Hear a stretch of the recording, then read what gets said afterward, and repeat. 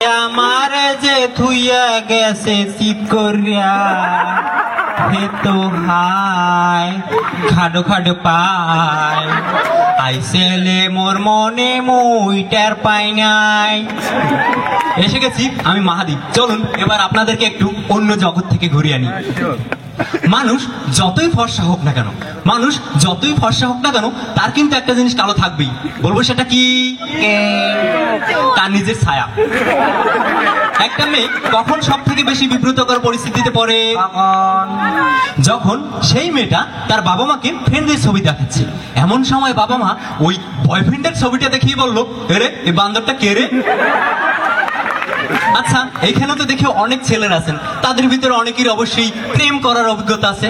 পারলে বলুন তো, হেডফোন এবং গার্লফ্রেন্ডের ভিতরে মিল কোথায়? আরে দুটোকে যত সাবধানে রাখুন না কেন, প্যাচ লাগাবে।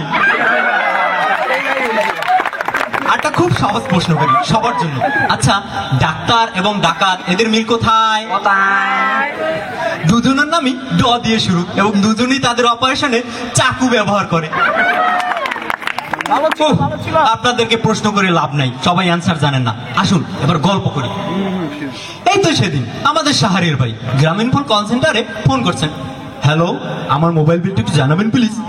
কল সেন্টার থেকে ফোন রিসিভ করে বলতেছে, sir please dial *566# to know your current bill status. এই শুনে শাহরিয়ার ভাই বললো, ওরে হতচ্ছাড়া, আমি কারেন্টের বিল না, আমি মোবাইলের বিল জানতে চাইছি। গ্রিন গার্ডেনে আমাদের রবি ভাই এবং যারা, তারা ফিউচার প্ল্যানিং করতেছে। এমন সময় যারা বলল, জান তুমি আমাকে কতটা ভালোবাসো?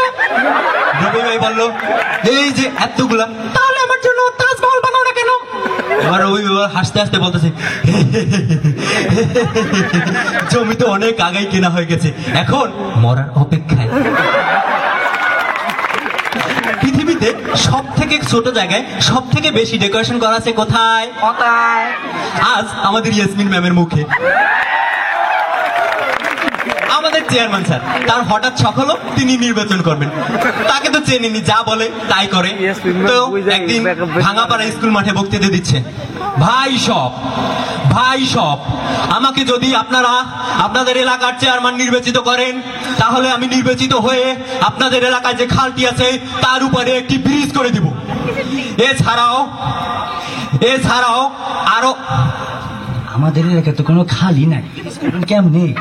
খাল নাই তো কি হয়েছে, আগে ব্রিজ বানাবো, পরে নিচে খাল কাটিয়ে দিব। এতক্ষণ তো সবার কথা বললাম, এবার একটু নিজের কথা বলি। নিজের কথা বলতে একটু শরম লাগতেছে। মুই হয়েছি বরিশালের পোলা, ঢাকার বাসা হয়েছে খিলগাঁও। তাই ঘটনা হয়েছে কি, আজকে পিকনিকের লোককে তো 4:30 কালে ভার্সিটি দেওয়া লাগবে। হেলেকে মুই কালকে গেছিলাম মোর দোস্ত সালমানের বাসায়। যাইয়ে দেখে কি, ওর বাসায় ওর আরো একটা ফ্রেন্ড আছে।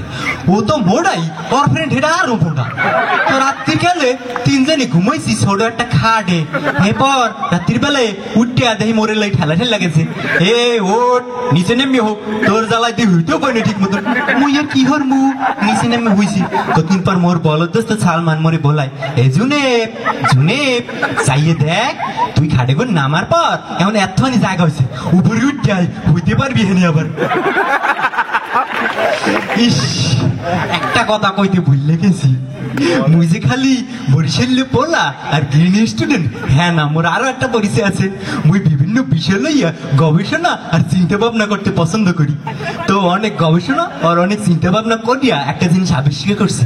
এটা হইছে একমাত্র পরীক্ষার হলই সবচাইতে নিরাপদ জায়গা, যেখানে মাইয়া গো নির্ভয়ে কম যায়। এই একটু দেখাও না।